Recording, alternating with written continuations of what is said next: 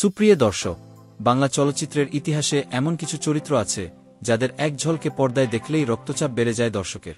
আর ঠিক তেমনই একজন অসাধারণ খলনায়ক এবং পরবর্তীতে নায়ক হিসেবেও সফল, তিনি হলেন মনোয়ার হোসেন ডিপজল।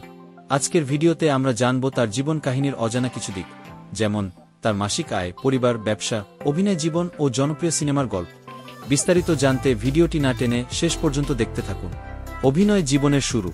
ডিপজলের চলচ্চিত্রে আগমন ঘটে 90 দশকের গোড়ার দিকে। প্রথম অভিনয় করেন টাকার পাহাড় নামের একটি সিনেমায়, তবে তিনি জনপ্রিয়তা পান খলনায়ক হিসেবে। তার ডায়লগ, চোখের চাহনি এবং শরীরী ভাষা দর্শকদের মনে গেঁথে গেছে। ডনের মতো কথা বলিস না কিংবা বড় ভাই আগে গেলে ছোট ভাই যেতে পারে না, এসব ডায়লগ আজও মানুষের মুখে মুখে। জনপ্রিয় কিছু চলচ্চিত্র। ডিপজল অভিনীত কিছু জনপ্রিয় সিনেমার মধ্যে রয়েছে টাকার অহংকার, বড় লোকের বিয়ে, চাচ্চু, মা আমার মাথার, খোদার পরে মা, কোটি টাকার কাবিন, রাজা নাম্বার 1, তুমি আমার প্রাণ। এইসব ছবিতে কখনো খলনায়ক, আবার কখনো মিশ্র চরিত্রে তিনি দর্শকদের মন জয় করেছেন।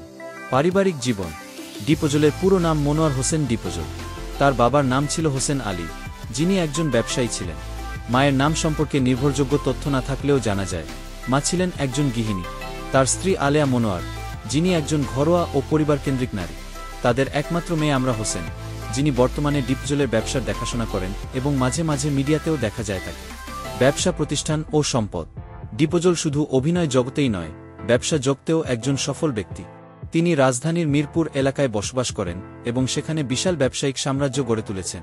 তার রয়েছে ডিপজল এন্টারপ্রাইজ নামে ব্যবসা প্রতিষ্ঠান। মিরপুরের গাবতলীতে তার ফ্রোজেন ফুড, কোল্ড স্টোরেজ এবং পোল্ট্রি ব্যবসা আছে।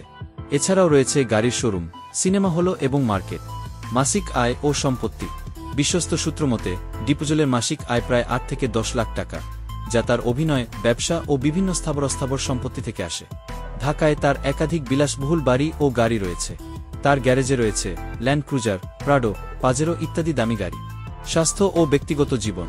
2017 সালে তিনি হৃদরোগে আক্রান্ত হয়ে সিঙ্গাপুরে চিকিৎসা নেন। এই সময়ে তার অসুস্থতা নিয়ে গোটা দেশ প্রার্থনায় মেতে উঠেছিল। এখন তিনি বেশ সুস্থ এবং সিনেমা ও ব্যবসা দুই দিক সামলাচ্ছেন দক্ষ হাতে। রাজনৈতিক পরিচয়। ডিপজল একজন রাজনীতিবিদও বটে। তিনি ঢাকা সিটি কর্পোরেশনের কাউন্সিলর হিসেবেও দায়িত্ব পালন করেছেন। বর্তমানে তিনি বাংলাদেশ চলচ্চিত্র শিল্পী সমিতির একজন প্রভাবশালী ব্যক্তি। তো বন্ধুরা, বাংলা চলচ্চিত্রের জনপ্রিয় খলনায়ক মনোয়ার হোসেন ডিপজলকে আপনার কেমন লাগে জানিয়ে দিন কমেন্ট করে। আর ভিডিওটি ভালো লেগে থাকলে একটি লাইক দিয়ে চ্যানেলে সাবস্ক্রাইব করুন। ধন্যবাদ।